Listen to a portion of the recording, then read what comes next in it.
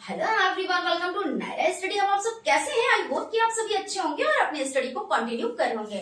Friends, आज के video में हम लोग बात करने वाले हैं कि आखिर आप लोगों के जो डीएलएड फर्स्ट सेमेस्टर और थर्ड सेमेस्टर के एग्जाम है ये कब तक होंगे और आखिर देरी हो क्यों रही है।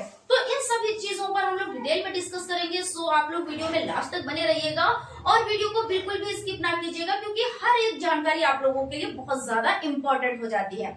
और फ्रेंड्स, कहना चाहेंगे कि अगर आप हमारे चैनल पर नए हैं और अभी विजिट किया तो चैनल को सब्सक्राइब जरूर कर लीजिएगा और बेल आइकन को भी जरूर प्रेस कर लीजिएगा, जिससे कोई भी नोटिफिकेशन हो वो आप तक पहुंच सके। तो फ्रेंड्स, सबसे पहले चलते हैं, बात कर लेते हैं कि यूपी डीएलएड फर्स्ट सेमेस्टर और थर्ड सेमेस्टर के आखिर एग्जाम कब तक होंगे। यानी यहाँ पे आपका हो जाता है यूपी डीएलएड फर्स्ट सेमेस्टर और थर्ड सेमेस्टर के एग्जाम कब तक होंगे और देरी क्यों है। तो सबसे पहले बात कर लेते हैं कि एग्जाम में देरी क्यों है, उसके बाद बात करेंगे कि आखिर एग्जाम होंगे कब तक। ठीक है, तो देरी इसलिए है क्योंकि आप लोगों को पता है, हालांकि फर्स्ट सेमेस्टर वालों को भी अब नॉलेज हो चुकी है, थर्ड सेमेस्टर वालों को तो फुली नॉलेज है ही है ना। तो सबसे पहले क्या होता है, टीचिंग लगती है और उससे पहले 5 मंथ आपको स्टडी करनी होती है, क्लास अटेंड करने होते हैं, तैयारी करनी होती है और 1 मंथ यानी 30 डेज वर्किंग डेज जो होते हैं उसमें आपको क्या करनी होती है, टीचिंग करनी होती है। तो अभी कुछ जगहों पर टीचिंग चल रही है, कुछ जगहों पर अभी नहीं भी चल रही है, यानी कि टीचिंग के बाद ही एग्जाम होते हैं। तो इस सिचुएशन में मान के चलिए अभी एग्जाम नहीं होने हैं। उसके बाद दूसरी कंडीशन आ जाती है लोकसभा चुनाव, जो कि 7 चरणों में होंगे और आखिरी जो चरण हो जाता है वो आपका हो जाता है 1 जून को आखिरी चरण है और उसके बाद जब परिणाम आएंगे वो आएंगे 4 जून को। तो इस तरह से आचार संहिता में तो एग्जाम हो ही नहीं सकते, यानी मान के चले कि एग्जाम अभी नहीं होंगे। कुछ कमेंट आ रहे हैं कि मैम क्या अप्रैल में एग्जाम करा लिए जाएंगे, अप्रैल में एग्जाम करा लिए जाएंगे। तो बिल्कुल भी नहीं, अप्रैल में एग्जाम नहीं होंगे, ये मान के चले। ठीक है, तो यहाँ तक आपका क्लियर हो गया। अब बात कर लेते हैं कि एग्जाम आखिर होंगे कब तक।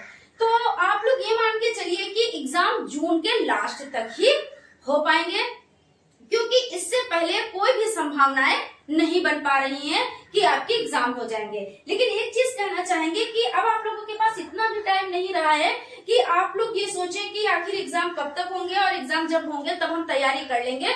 तो अब इतना टाइम नहीं बचा है, क्योंकि देखिए 8 सब्जेक्ट होते हैं, चाहे आप बात कर लें डीएलएड फर्स्ट सेमेस्टर की या आप बात कर लें डीएलएड थर्ड सेमेस्टर की, दोनों में 8 सब्जेक्ट होते हैं और आप लोगों को सभी चीजें बड़ी ही अच्छे से पढ़नी है, क्योंकि जो डीएलएड की आपकी जो कॉपियां होती हैं बहुत अच्छे से चेक की जाती हैं। अच्छे से का मतलब ये है कि आप कुछ भी लिखा है तो ऐसा नहीं है कि आपको नंबर मिलेंगे, क्योंकि ज्यादातर कैसे क्वेश्चन होते हैं, ऑब्जेक्टिव टाइप होते हैं, वन लाइनर होते हैं। तो किसी में तो आपको एक ही चीज लिखनी है और आपका वही आंसर, क्योंकि जो करेक्ट आप लिखेंगे, ऐसा नहीं आपने कॉपी भर ली और आपका हो गया।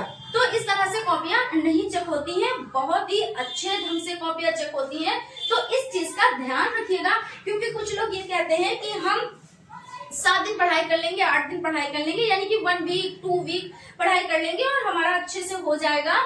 तो ये चीज नहीं है, उनका भी हो जाता है, ऐसा नहीं है। इसीलिए 65-70% तक लोगों की बैक लग जाती है। हालांकि ये चीज हमें नहीं कहनी चाहिए, क्योंकि आप कहोगे कि मैम डिमोटिवेट कर रहे हैं, तो हमारा मकसद डिमोटिवेट करने का नहीं है, हमारा मकसद है आप लोगों को समझाने का। अगर आपको ऐसा लगता है कि जो हम पिछला पढ़ चुके हैं या जो हम पिछला पढ़ के आए हैं उस नॉलेज के अकॉर्डिंग हम डीएलएड में अच्छा परफॉर्मेंस कर पाएंगे, तो बिल्कुल भी नहीं, आपको डीएलएड के लिए अच्छे से तैयारी करनी पड़ेगी और जब आप अच्छे से तैयारी करेंगे तभी आप अच्छा सा परफॉर्मेंस कर पाएंगे। तो हमारा तो मकसद ये है कि आप लोग अच्छा परफॉर्मेंस करें, इसलिए हम आपको बार बार एक चीज जरूर बता देते हैं कि देखिए इसमें कॉपियां भी अच्छे से चेक होती हैं और अच्छे से आपको क्या करना है, अच्छे से आपको तैयारी भी करनी है। ठीक है, अब हम बताते हैं आपको तैयारी कहाँ से करनी है, कैसे करनी है। तो आप लोगों को देखिए हमारे चैनल पे डीएलएड फर्स्ट सेमेस्टर और थर्ड सेमेस्टर के क्लासेस कंटिन्यू चल रहे हैं और मैथ के भी क्लासेस कंटिन्यू में है। अभी कुछ दिनों से कुछ प्रॉब्लम की वजह से क्लासेस नहीं चल रहे थे, लेकिन फिर भी 7 लेसन लगभग हो चुके हैं और प्लेलिस्ट भी बन गई है और आप लोगों को पढ़ने में बड़ा अच्छा भी लगेगा, क्योंकि बड़े ही इजी ढंग से, बड़ा ही सरल ढंग से आपको बताया गया है, चीजों को समझाया गया है, कॉन्सेप्ट क्लियर किए गए हैं। तो आप लोग हमको अच्छे से पढ़ें, नोट्स बनाएं।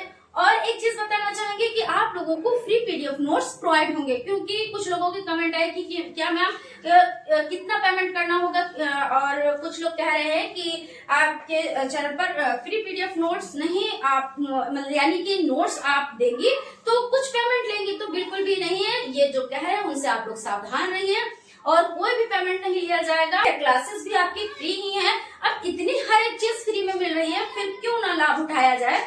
तो आप लोग अच्छे से लाभ उठाएं, और हर एक चीज आपको मिलेगी हमारे चैनल पर। आपको 2015 से अब तक के जितने भी सॉल्व पेपर हैं सभी आपको कराए जाएंगे। कि इससे ये होता है कि कुछ चीजें तो आपको वहाँ पे मिल ही जाती हैं, और ये भी अनुमान लग जाता है कि हाँ इस तरह से पेपर आता है, और किस तरह से आपको 1 घंटे में सभी चीजें निपटानी होती हैं, किस तरह से 2 घंटे में। क्योंकि 1 घंटे का जो पेपर होता है वो जो 25 नंबर का पेपर होता है वो होता है, और 2 घंटे का जो पेपर होता है वो 50 नंबर का जो होता है उसमें 40 क्वेश्चन आते हैं।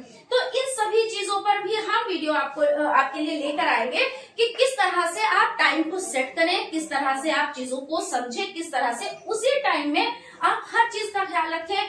देखिए, जितनी फॉर्मेलिटीज होती है वो भी करनी होती हैं, जो राइटिंग पर ध्यान रखना होता है, हर एक चीज पर ध्यान रखना होता है, और ये भी कि हमारे कोई भी क्वेश्चन छूटे भी ना, यानी हर एक चीज। तो इन सब चीजों पर भी हम आप लोगों के लिए वीडियो लाएंगे जो आप लोगों के लिए बहुत ज्यादा हेल्पफुल साबित हो।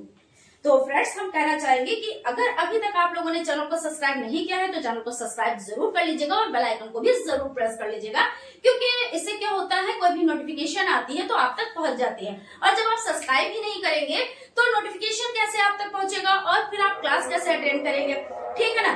तो फ्रेंड्स, मिलते हैं क्लास में। Thank you.